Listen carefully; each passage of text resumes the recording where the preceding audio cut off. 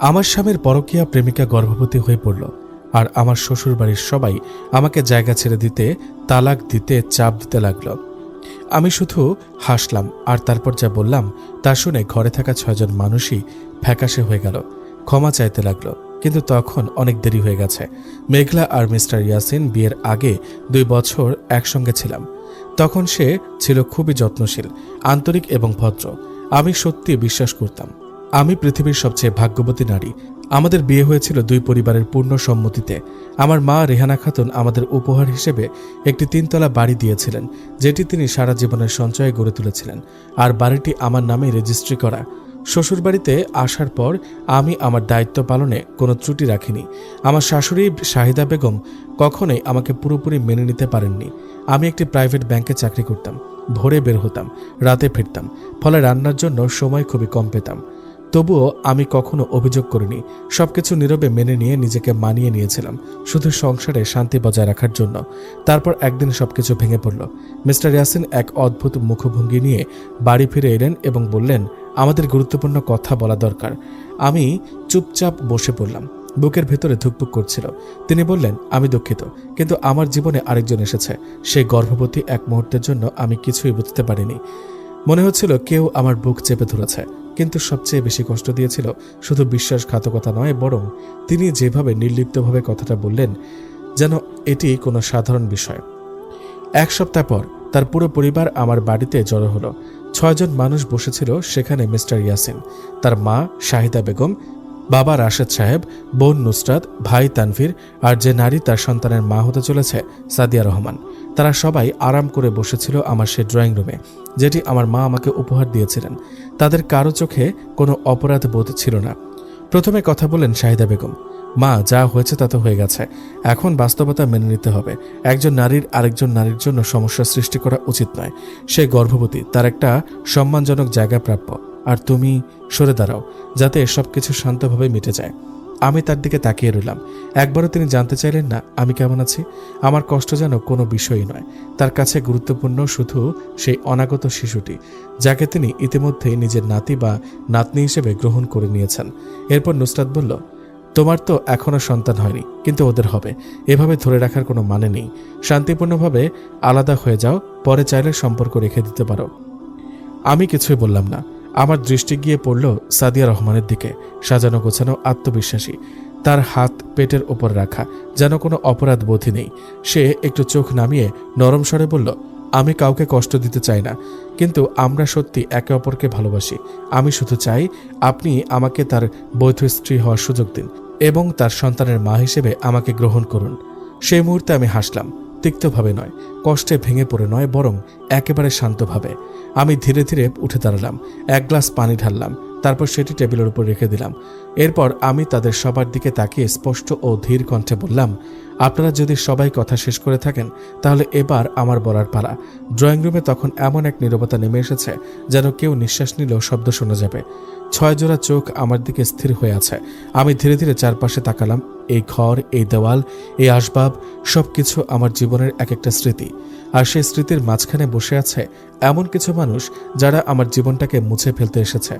আমি ঠান্ডা গলায় বললাম, আপনারা সবাই খুব সুন্দরভাবে নিজের নিজের কথা বললেন।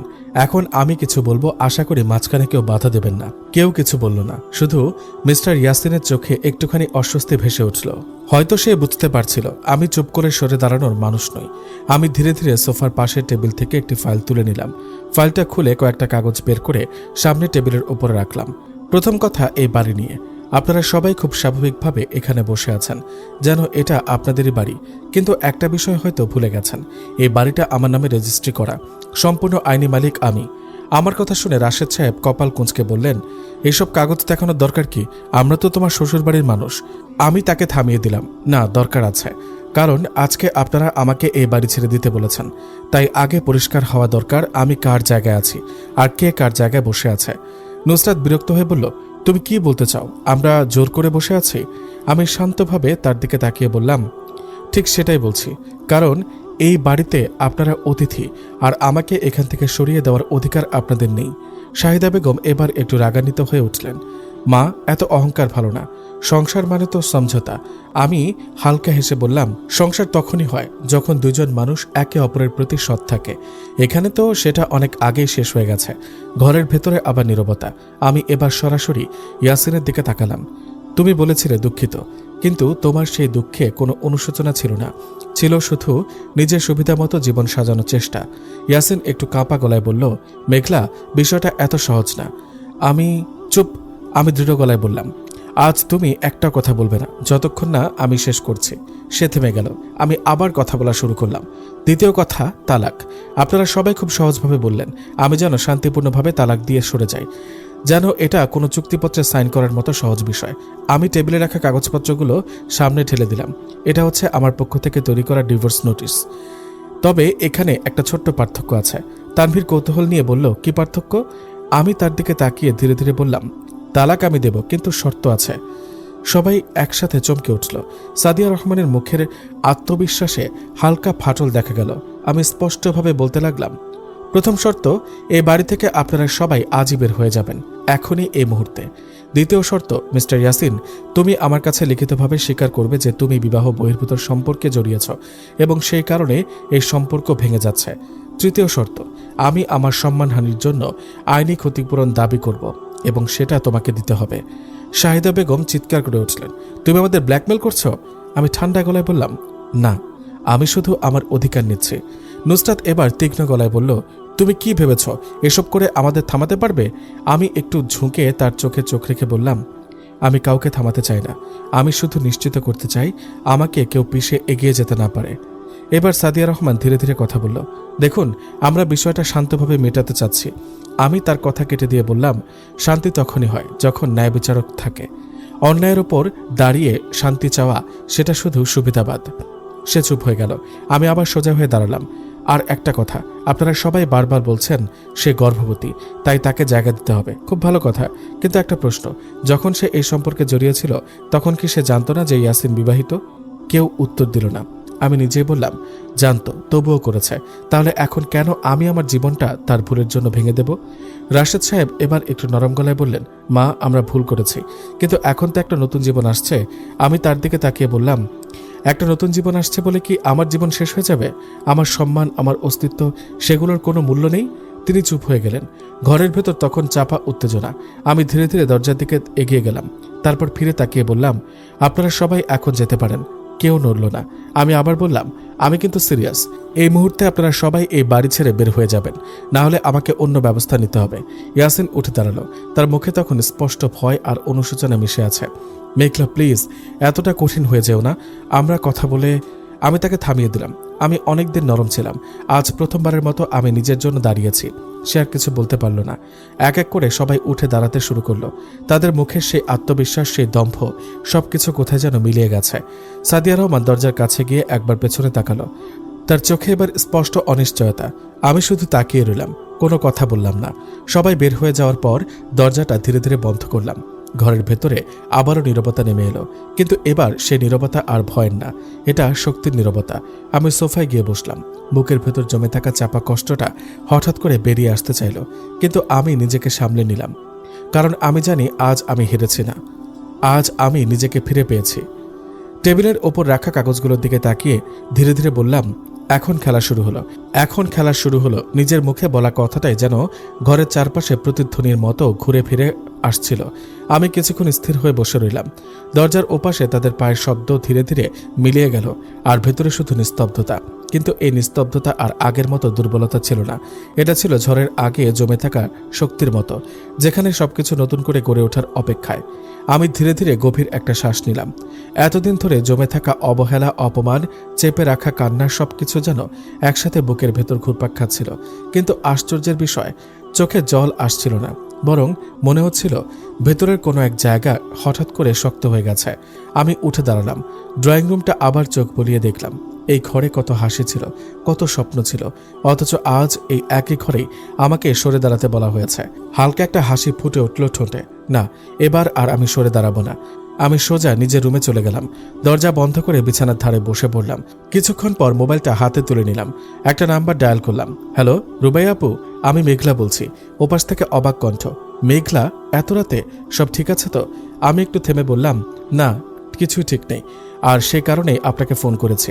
আমার আপনার সাহায্য দরকার, আইনি সাহায্য। ওপাশে কিছুক্ষণ নীরবতা, তারপর গম্ভীর গলায় বলল, সব খুলে বলো। আমি শুরু থেকে শেষ পর্যন্ত সব বললাম। ইয়াসিনের বিশ্বাসঘাতকতা, তার পরিবার, আজকের ঘটনাগুলো একটাও বাদ দিলাম না। কথা বলতে বলতে গলাটা একসময় ভারী হয়ে আসছিল, কিন্তু আমি নিজেকে সামলে নিলাম। সব শোনার পর রুবাইয়া আপু বললেন, তুমি একদম ঠিক কাজ করেছ, এখন থেকে একটাও ভুল করবে না। আমি সকাল সকালেই তোমার কাছে আসছি, আমরা পুরো বিষয়টা আইনিভাবে হ্যান্ডেল করব। আমি ধীরে বললাম, আমি আর কোনো অন্যায় সহ্য করব না আপু, তুমি আর একা নাও। মেঘলা, এটা মনে রেখো। কলটা কেটে গেল, আমি ফোনটা নামিয়ে রাখলাম। অনেকদিন পর মনে হলো আমি সত্যি একা নই। রাতটা খুব একটা ঘুম হলো না, বারবার মাথায় আজকের দৃশ্যগুলো ঘুরে ফিরে আসছিল, কিন্তু একটা জিনিস পরিষ্কার ছিল, আমি আর আগের মেঘলা নই। পরদিন সকালে সূর্যের আলো জানলা দিয়ে ঢুকে ঘরটা আলোকিত করে দিল। আমি বিছানা ছেড়ে উঠে দাঁড়ালাম, আয়নার সামনে গিয়ে নিজেকে দেখলাম। চোখের নিচে হালকা ক্লান্তির ছাপ, কিন্তু দৃষ্টিতে এক অদ্ভুত দৃঢ়তা। আজ থেকে নতুন শুরু, নিজেকে বললাম। ঠিক তখনই দরজায় বেল বাজল। আমি গিয়ে দরজা খুললাম। সামনে রুবাইয়া আপু দাঁড়িয়ে, পরিপাটি পোশাক, চোখে আত্মবিশ্বাসের ছাপ। ভেতরে আসুন আপু। তিনি ভেতরে ঢুকে চারপাশে তাকালেন, তারপর সরাসরি বললেন, চলো কাজ শুরু করি। আমরা ডাইনিং টেবিলে বসে পড়লাম। তিনি ফাইল খুললেন, কিছু কাগজ বের করলেন। প্রথমত, তুমি যেটা বলেছ বাড়ি তোমার নামে, এটা তোমার সবচেয়ে বড় শক্তি। দ্বিতীয়ত, তার পরকীয়ার প্রমাণ লাগবে। কোনো মেসেজ, ছবি, কল রেকর্ড কিছু আছে? আমি একটু ভেবে বললাম, হ্যাঁ কিছু আছে। আগে সন্দেহ হয়েছিল, তখন কিছু স্ক্রিনশট নিয়েছিলাম। পারফেক্ট, এগুলোই কাজে লাগবে। আমি ফোন থেকে সব প্রমাণ তাকে দেখালাম। তিনি মনোযোগ দিয়ে সব দেখলেন, তারপর মাথা নাড়লেন। এগুলো খুব শক্ত প্রমাণ, তুমি চাইলে শুধু ডিভোর্স না, মানহানির কেসও করতে পারো। আমি ধীরে বললাম, আমি চাই তারা বুঝুক আমি দুর্বল নই। তিনি মৃদু হেসে বললেন, তারা খুব শিগগিরই বুঝবে। ঠিক তখনই আমার ফোনে একটা কল আসলো। স্ক্রিনে নাম ভেসে উঠল ইয়াসিন। আমি কিছুক্ষণ তাকিয়ে রইলাম, তারপর কলটা রিসিভ করলাম। হ্যালো। ওপাশে কিছুক্ষণ নীরবতা, তারপর তার কণ্ঠ, মেঘলা, তুমি কি একটু কথা বলতে পারবে? আমি ঠান্ডা গলায় বললাম, কথা তো কালই শেষ হয়ে গেছে। না মানে আমরা সবাই একটু বেশি রিয়াক্ট করে ফেলেছি। তুমি যদি, আমি তার কথাটা কেটে দিয়ে বললাম, তুমি কি কাগজে সাইন করতে রাজি? সে চুপ। আমি আবার বললাম, আমার শর্তগুলো মনে আছে তো? কিছুক্ষণ পর সে ধীরে ধীরে বলল, তুমি কি সত্যি এসব করবে? এত দূর নিয়ে যাবে ব্যাপারটা? আমি হেসে ফেললাম। তুমি যখন অন্য একজনকে নিয়ে এত দূর যেতে পারো, তখন আমি কেন নিজের জন্য লড়াই করতে পারবো না? সে আবার চুপ হয়ে গেল। ঠিক আছে, অবশেষে বলল, আমরা দেখা করি, কথা বলি। আমি বললাম, ঠিক আছে, কিন্তু এবার আমি একা থাকবো না। কলটা কেটে দিলাম। রুবাইয়া আপু আমার দিকে তাকিয়ে বললেন, খেলা জমে উঠেছে তাই না? আমি হালকা হাসলাম। এবার ওদের পালা, আমার নিয়মে খেলতে হবে। বিকেলে ঠিক হলো একটা নিরপেক্ষ জায়গায় দেখা হবে। আমি প্রস্তুত হয়ে বের হলাম। মনে হচ্ছিল আমি আর আগের সেই ভীত চুপচাপ মেয়েটা নই। আমি এখন নিজের গল্পের নিয়ন্ত্রণ নিজের হাতে নিয়েছি। সেদিন বিকেলের শেষ সাক্ষাৎ, সেটাই হয়তো সবকিছু বদলে দেবে। সেদিন বিকেলের শেষ সাক্ষাৎ, সেটাই হয়তো সবকিছু বদলে দেবে। এই অনুভূতিটা নিয়ে আমি নির্ধারিত জায়গায় পৌঁছালাম। জায়গাটা ছিল শহরের এক নিরপেক্ষ শান্ত একটি রেস্টুরেন্টে। চারপাশে হালকা সঙ্গীত বাজছিল, মানুষজন নিজেদের মতো ব্যস্ত, অথচ আমার জীবনের সবচেয়ে বড় সিদ্ধান্তের মুহূর্তটা ঠিক এখানেই অপেক্ষা করছিল। আমি ভেতরে ঢুকে চারপাশে তাকালাম। কোনার একটি টেবিলে বসে আছে ইয়াসিন, তার পাশে সাদিয়া রহমান, একটু দূরে শাহিদা বেগম আর রাশেদ সাহেব, নুসরাত আর তানভীরও এসেছে। সবাই যেন আগের দিনের মতোই, কিন্তু তফাৎ একটাই, আজ আমি একা নই। আমার পাশে হেঁটে আসছিলেন রুবাইয়া আপু। তার দৃঢ় পদক্ষেপ আর শান্ত মুখভঙ্গি দেখে আমার ভেতরের আত্মবিশ্বাস আরও একটু বেড়ে গেল। আমরা টেবিলের কাছে গিয়ে দাঁড়ালাম। ইয়াসিন উঠে দাঁড়ালো। মেঘলা, বসো। আমি কোনো উত্তর দিলাম না, শুধু চেয়ার টেনে বসলাম। রুবাইয়া আপু আমার পাশে বসলেন। কয়েক সেকেন্ডের অস্বস্তিকর নীরবতা, তারপর রাশেদ সাহেব গলা খাঁকারি দিয়ে বললেন, দেখো মা, আমরা সবাই চাই বিষয়টা শান্তভাবে মিটে যাক। কালকে একটু উত্তেজনা হয়ে গিয়েছিল। আমি শান্তভাবে বললাম, আজ উত্তেজনা নেই, আজ সিদ্ধান্ত হবে। শাহিদা বেগম এবার একটু বিরক্ত গলায় বললেন, তুমি তো দেখছি একদম বদলে গেছ। আমি হালকা হাসলাম। হ্যাঁ, মানুষ বদলায় যখন তাকে বদলাতে বাধ্য করা হয়। ইয়াসিন হাত দুটো টেবিলের উপর রেখে বলল, আমরা বসে কথা বলি মেঘলা, বিষয়টা এতদূর নিয়ে যাওয়ার দরকার নেই। রুবাইয়া আপু এবার প্রথমবার কথা বললেন, দূরটা আপনারাই নিয়ে গেছেন মিস্টার ইয়াসিন, আমরা শুধু আইনের পথে এগোচ্ছি। আর তার কণ্ঠ এতটাই ঠান্ডা এবং দৃঢ় ছিল যে টেবিলে আবারও নীরবতা নেমে এলো। আমি ব্যাগ থেকে সেই ফাইলটা বের করলাম, ধীরে ধীরে টেবিলের উপর রাখলাম। এই হচ্ছে আমার শর্তগুলো। আমি আবার একবার পরিষ্কার করে বলছি, তারপর সিদ্ধান্ত আপনাদের। আমি এক এক করে পড়তে শুরু করলাম। প্রথমত, আমি ডিভোর্স দেব, কিন্তু তার আগে মিস্টার ইয়াসিন লিখিতভাবে স্বীকার করবেন যে তিনি বিবাহ বহির্ভূত সম্পর্কে জড়িয়েছেন। দ্বিতীয়ত, আমি মানহানির জন্য ক্ষতিপূরণ দাবি করব। তৃতীয়ত, আমার সম্পত্তি, অর্থাৎ আমার বাড়ির ওপর কোনো দাবি কেউ করতে পারবেন না। আমার কথা শেষ হতে নুসরাত হেসে উঠল। তুমি কি ভেবেছ আমরা এত সহজে সব মেনে নেব? আমি তার দিকে তাকালাম। তুমি কি ভেবেছ আমি আগের মতো চুপ করে থাকবো? সে থেমে গেল। সাদিয়া রহমান এবার ধীরে ধীরে বলল, দেখুন আমি বুঝতে পারছি আপনি কষ্ট পেয়েছেন, কিন্তু আমরা কি একটা সমাধান বের করতে পারি না, যেখানে সবাই একটু একটু একটু করে। আমি তার দিকে তাকিয়ে বললাম, তুমি যখন আমার স্বামীর সাথে সম্পর্ক শুরু করেছিলে তখন কি কোনো সমাধান খুঁজেছিলে? সে চুপ হয়ে গেল। আমি একটু ঝুঁকে বললাম, এখন সমাধান হবে, কিন্তু আমার শর্তে। ইয়াসিন এবার স্পষ্ট অস্বস্তিতে পড়ে গেল। মেঘলা, তুমি বুঝতে পারছো না, এটা আমার ভবিষ্যতের ব্যাপার। আমি ঠান্ডা গলায় বললাম, আর আমার বর্তমানটা কি ছিল? একটা মিথ্যা? সে কোনো উত্তর দিতে পারল না। রুবাইয়া আপু ফাইলটা সামনে ঠেলে দিয়ে বললেন, আপনি যদি সাইন না করেন তাহলে আমরা সরাসরি কোর্টে যাব। তখন বিষয়টা শুধু ডিভোর্সে সীমাবদ্ধ থাকবে না। রাশেদ সাহেব একটু চিন্তিত হয়ে বললেন, কোর্টে গেলে তো সবারই বদনাম হবে। আমি শান্তভাবে বললাম, বদনাম তখনই হয় যখন মানুষ ভুল কাজ করে। আমি শুধু সেই ভুলটা প্রকাশ করব। ঘরের ভেতর আবারও চাপা উত্তেজনা। ইয়াসির মাথা নিচু করে বসে আছে, তার হাত কাঁপছে। হঠাৎ সে মাথা তুলে আমার দিকে তাকালো। তুমি কি একবারও ভাবছো না আমাদের 2 বছরের সম্পর্ক, আমাদের স্মৃতি? আমি তাকে থামিয়ে দিলাম। আমি ভেবেছি, অনেক ভেবেছি, আর সেই কারণেই আজ এখানে দাঁড়িয়ে আছি। আমার কণ্ঠে কোনো আবেগ ছিল না, শুধু ছিল দৃঢ়তা। কয়েক মিনিট নীরবতা কাটার পর ইয়াসিন ধীরে ধীরে কলমটা তুলে নিল। সবাই তাকিয়ে আছে। সে কাগজের দিকে তাকিয়ে কিছুক্ষণ থেমে থাকলো, তারপর সাইন করে দিল। সেই শব্দটা কলমের খসখস মনে হলেও যেন একটা অধ্যায়ের শেষ। শাহিদা বেগম চমকে উঠলেন। ইয়াসিন, তুমি কি করছো? সে মাথা নিচু করে বলল, আমি আর পারছি না। সাদিয়া রহমানের মুখ ফ্যাকাশে হয়ে গেল। নুসরাত আর তানভীর হতবাক। আমি চুপচাপ বসে রইলাম। রুবাইয়া আপু ফাইলটা তুলে নিয়ে ধীরে বললেন, ভালো সিদ্ধান্ত। আমি উঠে দাঁড়ালাম। এখন থেকে সবকিছু আইনের মাধ্যমে হবে। আর একটা কথা, আজকের পর থেকে আমার জীবনে তোমাদের কারো কোনো জায়গা নেই। আমি ঘুরে দাঁড়ালাম। পেছন থেকে ইয়াসিনের কণ্ঠ, মেঘলা, আমি কি একবার। আমি থামলাম না। রেস্টুরেন্ট থেকে বের হয়ে আসার সময় মনে হচ্ছিল বুকের ভেতর থেকে একটা বিশাল ভার নেমে গেছে। কিন্তু আমি জানি এটাই শেষ না, এটাই শুধু শুরু। কারণ সামনে এখনো একটা সত্য উন্মোচন বাকি, যেটা শুনলে শুধু তারা না, অনেকে ফ্যাকাশে হয়ে যাবে। কারণ সামনে এখনো একটা সত্য উন্মোচন বাকি, যেটা শুনলে তারা অনেকেই ফ্যাকাশে হয়ে যাবে। রেস্টুরেন্ট থেকে বের হয়ে আসার পর বাইরে দাঁড়িয়ে কিছুক্ষণ আকাশের দিকে তাকিয়ে রইলাম। সূর্য তখন ঢলে পড়েছে, আলোটা ধীরে ধীরে নরম হয়ে আসছে, ঠিক যেমন আমার জীবনের একটা অধ্যায় নীরবে শেষ হয়ে গেল। কিন্তু এই শেষটাই আসলে একটা শুরুর দরজা। আমি সেটা স্পষ্টভাবে অনুভব করছিলাম। রুবাইয়া আপু আমার পাশে এসে দাঁড়ালেন। তুমি ঠিক আছো? আমি গভীর একটা শ্বাস নিয়ে বললাম, আগের চেয়ে অনেক ভালো। তিনি মৃদু হেসে বললেন, আজ তুমি শুধু একটা সম্পর্ক থেকে বের হওনি, তুমি নিজের ভেতরের শক্তিটাকেও খুঁজে পেয়েছ। আমি কিছু বললাম না, শুধু মাথা নাড়লাম। আমরা গাড়িতে উঠলাম। রাস্তার আলো একে একে জ্বলতে শুরু করেছে। শহরটা আগের মতোই ব্যস্ত, অথচ আমার ভেতরের জগৎটা সম্পূর্ণ বদলে গেছে। গাড়ির জানলা দিয়ে তাকিয়ে থাকতে থাকতে হঠাৎ মনে পড়ল সেই প্রথম দিনগুলো, ইয়াসিনের সাথে কাটানো মুহূর্তগুলো, তার মিষ্টি কথা, যত্ন, প্রতিশ্রুতি। সবকিছু কি তবে মিথ্যা ছিল? নিজেই নিজের প্রশ্নের উত্তর দিলাম, না, সব মিথ্যা না, কিন্তু শেষটা মিথ্যা হয়ে গেছে। বাসায় পৌঁছে দরজা খুলে ভেতরে ঢুকতেই একটা অদ্ভুত শান্তি অনুভব করলাম। এই বাড়িটা এখন সত্যিই শুধু আমার। কোনো চাপ নেই, কোনো ভার নেই, শুধু আমি। আমি ধীরে ধীরে সোফায় বসলাম। টেবিলের ওপর হাত রেখে চোখ বন্ধ করলাম। ঠিক তখনই ফোনটা বেজে উঠল। স্ক্রিনে ভেসে উঠল অজানা নাম্বার। আমি কিছুক্ষণ তাকিয়ে থেকে কলটা রিসিভ করলাম। হ্যালো। ওপাশ থেকে একটু দ্বিধাগ্রস্ত কণ্ঠ, আপনি মেঘলা আপু? আমি ভ্রু কুঁচকে বললাম, জি বলছি। আপনি কে?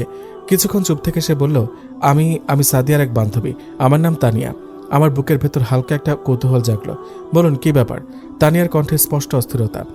আমি জানি না আপনাকে ফোন করা ঠিক হচ্ছে কিনা, কিন্তু আমি আর চুপ থাকতে পারছি না। আমি সোজা হয়ে বসলাম। আপনি যা বলতে চান স্পষ্ট করে বলুন। সে এক নিঃশ্বাসে বলল, সাদিয়া আপনাকে যা বলেছে সব সত্যি না। আমার বুকের ভেতরটা হঠাৎ কেঁপে উঠল। মানে সে আর ইয়াসিন ভাইয়ের সম্পর্কটা, ওটা শুধু ভালোবাসার না। আমি ঠান্ডা গলায় বললাম, তাহলে? তানিয়া একটু থেমে বলল, সে প্রথম থেকে জানতো ইয়াসিন ভাই বিবাহিত, আর সে ইচ্ছা করে এই সম্পর্কটা শুরু করেছিল। আমি চোখ বন্ধ করলাম, কারণ ওপাশ থেকে আস্তে আস্তে উত্তর এলো, টাকা আর নিরাপত্তা। আমার ঠোঁটের কোণে একটা তিক্ত হাসি ফুটে উঠল। আমি আন্দাজ করেছিলাম, কিন্তু প্রমাণ? তানিয়া বলল, আমার কাছে কিছু রেকর্ডিং আছে। ও নিজেই বলেছিল, ওকে মানে ইয়াসিনকে হাতের মুঠে আনতে পারলে লাইফ সেট। আমার হাত শক্ত হয়ে গেল। আরেকটা কথা আছে। বলুন। সে যে গর্ভবতী এটা নিয়েও সন্দেহ আছে। আমার বুকের ভেতর যেন কেউ জোরে আঘাত করলো। আপনি কি বলছেন, বুঝে বলছেন? জি, সে কয়েকদিন আগে বলেছিল এবার যদি কাজটা ঠিকমতো হয় তাহলে আর পেছনে ফিরে তাকাতে হবে না। আমি কিছুক্ষণ চুপ করে রইলাম। মাথার ভেতরে ঝড় বইছে। সবকিছু যেন একে একে পরিষ্কার হয়ে যাচ্ছে। একটা সাজানো খেলা যেখানে ইয়াসিন শুধু একটা পুতুল। আমি ধীরে বললাম, আপনি কি এসব প্রমাণ দিতে পারবেন? তানিয়া বলল, হ্যাঁ, কিন্তু আমি চাই না আমার নাম কোথাও আসুক। আমি শান্ত গলায় বললাম, আপনার নাম কেউ জানবে না, কিন্তু সত্যিটা সামনে আসা দরকার।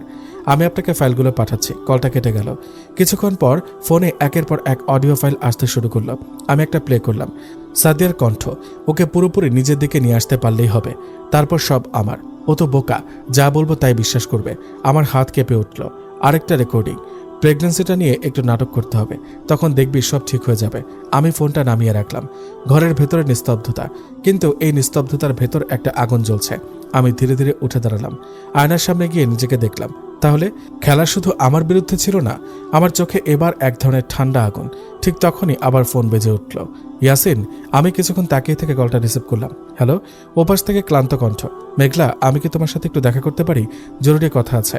আমি ধীরে বললাম, তোমার জীবনে তো এখন জরুরি মানুষ আছে, আমার কি দরকার?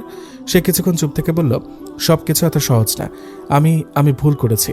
আমি হালকা হেসে বললাম, তুমি শুধু ভুল করনি, তুমি একটা খেলায় অংশ নিয়েছ যেটা তুমি বুঝতেই পারোনি। সে অবাক। মানে? আমি শান্তভাবে বললাম, আগামীকাল দেখা করো, তখন সব বুঝবে। কলটা কেটে দিলাম। আমি জানি আগামীকাল শুধু একটা দেখা না, আগামীকাল সত্যের মুখোমুখি দাঁড়াবে সবাই। আর এবার আমি শুধু নিজেকে বাঁচাবো না, আমি তাদের আসল মুখটা সবার সামনে এনে দেব। এই কথাগুলো মাথায় ঘুরতে ঘুরতে রাতটা কেটে গেল। ঘুম আসেনি বললেই চলে।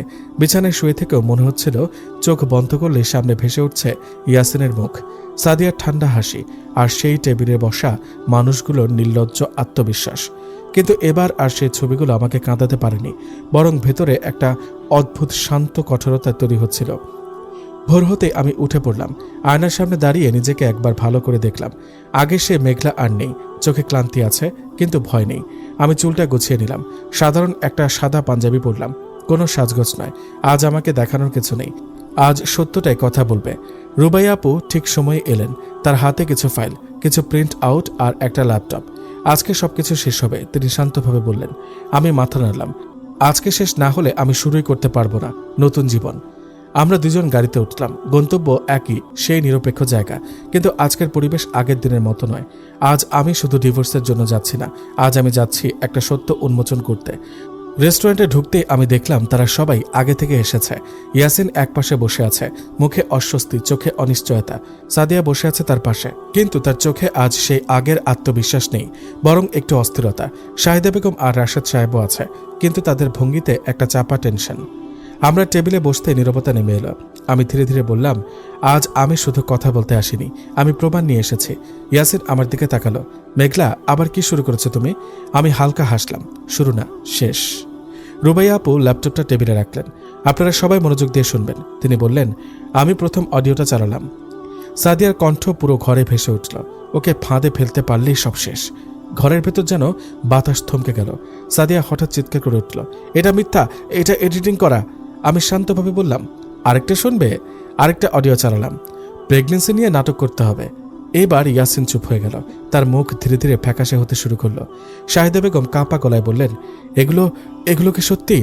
রুবাইয়া আপু সবার সামনে এগিয়ে বললেন, এগুলো সব ফরেন্সিক ভয়েস অ্যানালাইসিস করা রেকর্ডিং, কোনো এডিটিং নয়। সাদিয়া টেবিল চাপড়ে উঠে দাঁড়ালো। তুমি আমার বিরুদ্ধে ষড়যন্ত্র করছো। আমি তার দিকে তাকালাম। না, তুমি নিজের বিরুদ্ধে ষড়যন্ত্র করেছ যখন তুমি সত্যকে খেলনা বানিয়েছ। ইয়াসিন এবার মাথা ধরে বসে পড়ল। তুমি আমাকে এটা আগে বলনি কেন? সে ধীরে বলল। আমি শান্তভাবে বললাম, কারণ তুমি তখন শুনতে প্রস্তুত ছিল না। ঘরের পরিবেশ ভারী হয়ে গেল। আমি ধীরে উঠে দাঁড়ালাম। তুমি ভেবেছিলে আমি দুর্বল। আমি শুধু চুপ ছিলাম, কারণ আমি সত্য জানতাম না, কিন্তু এখন আমি জানি, আর সেটাই পার্থক্য। সাদিয়া এবার কাঁপা গলায় বলল, তুমি কি চাও এখন? আমি তার দিকে তাকালাম। আমি চাই সত্যি সামনে আসুক। রুবাইয়া আপু ফাইল খুলে বললেন, এখানে সব প্রমাণ আছে, রেকর্ডিং, মেসেজ এবং ব্যাংক ট্রানজ্যাকশনের কিছু তথ্য, যেগুলো দেখাচ্ছে আপনি তাকে ব্ল্যাকমেল করার চেষ্টা করছেন। রাশেদ সাহেব চুপ হয়ে গেলেন। ইয়াসিন হঠাৎ উঠে দাঁড়ালো। তার চোখে জল। সব শেষ হয়ে গেল। আমি তার দিকে তাকালাম। না, শুরু হলো। সে অবাক হয়ে তাকালো। আমি ধীরে বললাম, তোমার জীবন শেষ হয়নি, শুধু একটা মিথ্যার সম্পর্ক শেষ হয়েছে। কিছুক্ষণ নীরবতা। এরপর আমি টেবিলের উপর রাখা ডিভোর্স পেপারটা তার দিকে ঠেলে দিলাম। এখন সাইন করো। ইয়াসিন কলম হাতে নিল, হাত কাঁপছে। সে আমার দিকে তাকালো। মেঘলা, একবার যদি। আমি থামিয়ে দিলাম। আজ আর কোনো যদি নেই। সে চোখ বন্ধ করে সাইন করলো। সে মুহূর্তে মনে হলো একটা অধ্যায় সত্যি শেষ হয়ে গেল। কিন্তু সাদিয়া হঠাৎ উঠে দাঁড়ালো। তুমি কি ভেবেছ তুমি জিতেছ? আমি তার দিকে তাকালাম। সে হেসে ফেলল। সবাই জানবে না আসল সত্যটা। আমি শান্তভাবে বললাম, সবাই জানবে, কারণ আমি এখানেই থামবো না। রুবাই আপু বললেন, আজ থেকে আইনি প্রক্রিয়া শুরু হবে। আমি ধীরে ধীরে দরজার দিকে হাঁটা শুরু করলাম। পেছন থেকে কেউ কিছু বলল না, শুধু ইয়াসিনের ভাঙা কণ্ঠ শোনা গেল, মেঘলা। আমি থামলাম না। রেস্টুরেন্টের বাইরে এসে আকাশের দিকে তাকালাম। সূর্যটা ঠিক মাথার উপরে উঠেছে। আমি মনে মনে বললাম, আমি হারিনি, আমি নিজেকে ফিরে পেয়েছি।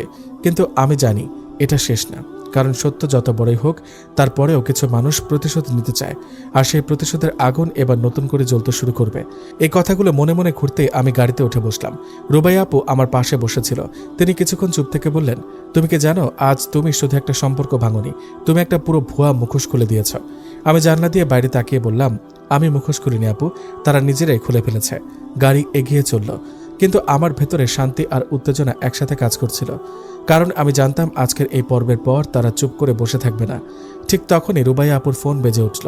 তিনি রিসিভ করলেন, কিছুক্ষণ শুনলেন, তারপর আমার দিকে তাকালেন। মেঘলা, একটু সমস্যা হয়েছে। আমি ভ্রু কুঁচকে বললাম, কি হয়েছে? তিনি ধীরে বললেন, সাদিয়া হাসপাতালে ভর্তি হয়েছে। এক মুহূর্ত আমি চুপ করে রইলাম। কেন? তিনি বললেন, সে নাকি অতিরিক্ত মানসিক চাপে পড়ে গেছে। কিন্তু তিনি থামলেন। কিন্তু কি? কিন্তু তার পরিবার এখন বলছে তুমি নাকি তাকে মানসিকভাবে টর্চার করেছ। আমি হালকা হেসে ফেললাম। আচ্ছা, তাহলে শুরু হয়ে গেছে? রুবাই আপু বললেন, এটা তাদের নতুন কৌশল হতে পারে। আমি মাথা টানলাম, না আপু, এটা তাদের শেষ চেষ্টা। গাড়ি থামতেই আমি বাসায় ঢুকলাম, কিন্তু দরজার সামনে দাঁড়িয়ে এক মুহূর্তে থমকে গেলাম। দরজায় একটা কাগজ লাগানো, আইনি নোটিশ। আমি সেটা খুলে পড়লাম। ইয়াসিনের পরিবারের পক্ষ থেকে অভিযোগ, মেঘলা তাদের ছেলেকে মানসিকভাবে চাপ দিচ্ছে এবং মিথ্যা প্রমাণ দিয়ে ব্ল্যাকমেল করছে। আমি কাগজটা ধীরে নামিয়ে রাখলাম। ভেতরে ঢুকে সোফায় বসলাম। রুবাই আপু বললেন, তারা পাল্টা আঘাত শুরু করেছে। আমি শান্ত গলায় বললাম, আমি জানি। তিনি হতবাক হয়ে তাকালেন। তুমি এত শান্ত? আমি হালকা হাসলাম, কারণ আমি জানি সত্য কার পক্ষে। ঠিক তখনই দরজায় জোরে বেল বাজল। আমি উঠে দরজা খুললাম। সামনে ইয়াসিন দাঁড়িয়ে, তার মুখে ক্লান্তি, চোখে অনুশোচনা আর অস্থিরতা। মেঘলা, আমাদের কথা বলা দরকার। আমি দরজায় হেলান দিয়ে বললাম, তোমার কথা শেষ হয়নি? সে নিচু গলায় বলল, সবকিছু নিয়ন্ত্রণের বাইরে চলে যাচ্ছে। আমি শান্তভাবে বললাম, না ইয়াসিন, এখনই সবকিছু নিয়ন্ত্রণে এসেছে। সে ভেতরে ঢুকতে চাইল। আমি থামালাম, এটা আর তোমার জায়গা না। সে চুপ হয়ে গেল। তুমি কি সত্যি আমাকে শেষ করে দিতে চাও? সে বলল। আমি তার চোখের দিকে তাকালাম। আমি তোমাকে শেষ করতে চাইনি, তুমি নিজেই তোমার সিদ্ধান্তে শেষ হয়েছ। সে কাঁপা গলায় বলল, সাদিয়া মিথ্যা বলেছে, সবকিছু তার প্ল্যান ছিল। আমি মাথা নাড়লাম, আমি জানি। সে অবাক হয়ে তাকালো। তুমি জানো? আমি বললাম, হ্যাঁ, আর আমি এটাও জানি তুমি কেন থামাওনি। সে চুপ। আমি ধীরে বললাম, কারণ তুমি সুবিধা নিয়েছ। এই কথায় তার চোখ নিচে নেমে গেল। ঠিক তখনই পেছন থেকে রুবাইয়া আপু এগিয়ে এলেন। মিস্টার ইয়াসিন, এখন থেকে সবকিছু কোর্টে চলবে। সে ভেঙে পড়া কণ্ঠে বলল, আমি শেষ হয়ে গেলাম। আমি তার দিকে তাকালাম। না, তুমি শেষ হওনি, তুমি শুধু নিজের ভুলের মুখোমুখি হয়েছ। সে কিছু বলতে পারল না। ধীরে ধীরে দরজার বাইরে চলে গেল। রাত নেমে এলো। আমি জানলার পাশে দাঁড়িয়েছিলাম। শহরের আলো দূরে দূরে জ্বলছে। রুবাইয়া আপু বললেন, তুমি কি জানো এই কেসটা এখন কত বড় হতে যাচ্ছে? আমি মাথা নাড়লাম। আমি চাই সেটাই হোক। তিনি অবাক। কেন? আমি বললাম, কারণ আমি চাই সবাই জানুক নারীর নীরবতা দুর্বলতা না। পরের কয়েকদিনে সবকিছু বদলে গেল। মিডিয়ায় খবর ছড়ালো, সোশ্যাল মিডিয়ায় আলোচনা শুরু হলো। ইয়াসিনের পরিবার চাপের মুখে পড়ল। সাদিয়ার আসল চরিত্র নিয়ে প্রশ্ন উঠতে লাগলো। আর আমি শুধুই শান্ত ছিলাম। একদিন আদালতের সামনে দাঁড়ালাম। ইয়াসিন আমাকে একবার দেখল, তার চোখে শুধু হারানোর কষ্ট। বিচার শুরু হলো। প্রমাণ একে একে সামনে আসতে লাগলো। রেকর্ডিং, মেসেজ, সাক্ষী, সবকিছু। শেষে বিচারক বললেন, মিথ্যা অভিযোগ প্রমাণিত নয়, বরং প্রতারণার প্রমাণ পাওয়া গেছে। ঘরে নীরবতা নেমে এলো। সাদিয়া মাথা নিচু করে দাঁড়িয়েছিল। ইয়াসিনের পরিবার আর কিছু বলার সাহস পেল না। বিচার শেষে আমি বাইরে বের হলাম। সূর্য আবার আলো দিচ্ছিল। রুবাইয়া আপু বললেন, শেষ। আমি হালকা হাসলাম। না আপু, শুরু। তিনি অবাক হলেন। আমি বললাম, এই শুরুটা আমার নিজের জীবনের। কয়েক মাস পর আমি নতুন করে অফিসে ফিরলাম। নতুন পরিবেশ, নতুন জীবন। একদিন সন্ধ্যায় অফিস থেকে বের হয়ে হাঁটতে হাঁটতে মনে হলো আমি সত্যি বদলে গেছি। হঠাৎ পেছন থেকে কেউ ডাকলো, মেঘলা। আমি ফিরে তাকালাম। কেউ নেই, শুধুই বাতাস। আমি হালকা হাসলাম। ভালোই হয়েছে, অতীত আর ডাকছে না। আমি সামনে হাঁটা শুরু করলাম। এইবার আর পেছনে ফিরে তাকালাম না, কারণ আমি জানি আমি আর কারো গল্পের চরিত্র নই। আমি নিজের গল্পের লেখক,